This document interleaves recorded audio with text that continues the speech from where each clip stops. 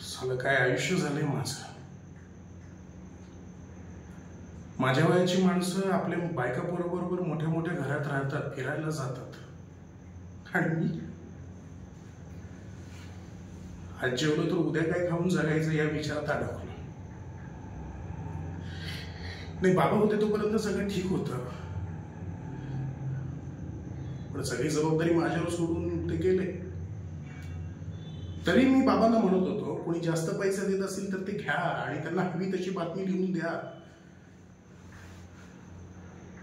खोटं नाही, पण अर्ध सत्य तरी. पण मला नाही, हे माझ्या तत्वात नाही बसत. आज काय झालं, त्याच तत्वाने घेतलं ना त्यांचा जीव. पण आजोबा शिकवणी घेतात ना, फीस तर चांगल्या घेत असतील. अरे हो, म्हणजे काय बाबा, पटकन कानावर हात ठेव, पडते फाटतील तुझे.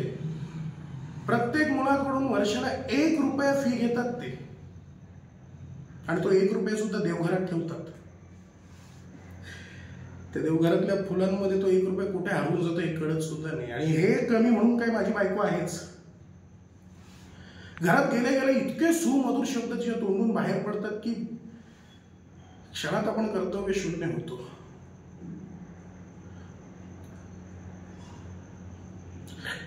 या सगळ्यांच्या इच्छा पूर्ण करण्याच्या नादात स्वतःचं आयुष्य जगायचं विसरलोय रे मी.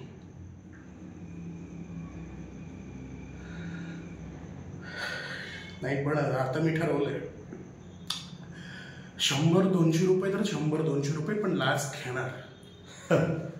100-200 रुपये घेणारच असशील तर किमान ह्याला लाच तरी म्हणण्याचा अधिकार तुझ्याकडे नाही.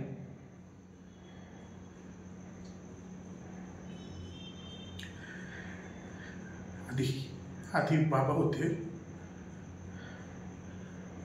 आणि आता आजोबा.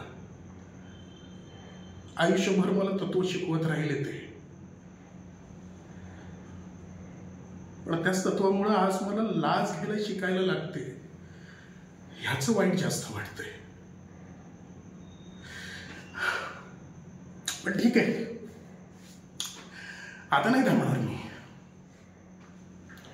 आता कुठलंही तत्व माझ्या आड नाही येऊ शकत.